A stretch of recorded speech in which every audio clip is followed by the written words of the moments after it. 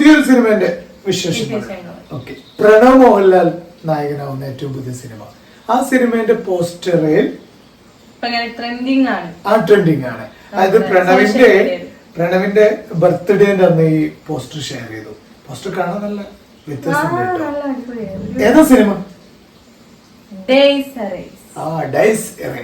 Dyes array ആണ് സിനിമയുടെ പേര്. നമുക്ക് ഇത് ഡിക്ലെയർ ചെയ്ത സമയത്ത് തന്നെ അറിയാം. സംവിധാനം ഇത് കുറെ മുമ്പ് തന്നെ ഇങ്ങനെ പറഞ്ഞു തുടങ്ങിയിട്ടുണ്ട്. രാഹുൽ സദാശിവന്റെ സിനിമയാണ്. ഏതൊക്കെയാ മുമ്പുള്ള രണ്ട് സിനിമ? ഭൂതകാലം, ഭ്രമയുഗം.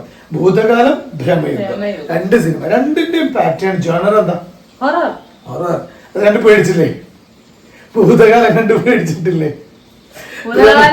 കൊറോണ ടൈമിൽ അതുപോലെ ഭ്രമയുഗം ഞാൻ തിയേറ്ററിൽ ഇങ്ങനെ ബ്ലാക്ക് ആൻഡ് വൈറ്റ്, അതൊരു വലിയ പരീക്ഷണമായിരുന്നു കേട്ടോ. ഭ്രമയുഗം ഗംഭീര പരീക്ഷണം. അതിന് മമ്മൂക്ക അതിന് മൂന്ന് ക്യാരക്ടർ വെച്ചിട്ട് നല്ല പെർഫോമൻസ്. അതെ.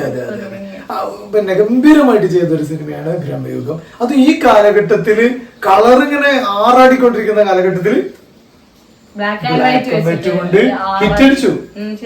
ആ ഭ്രമയുഗത്തിന് ശേഷം രാഹുൽ സദാശിവൻ ഒരുക്കുന്ന സിനിമയാണ് ഡൈസ് എറേ. നായകൻ പ്രണവ് മോഹൻലാലിന്റെ ലുക്ക് തന്നെ പോസ്റ്റർ കാണാൻ ഭയങ്കര വ്യത്യാസം. മനസ്സിലായില്ലല്ലോ. ഇത് ആരാ ചോദിച്ചില്ലേ? പ്രണവ് മോഹൻലാലിന്റെ ലുക്ക് തന്നെ മാറി. ഒരു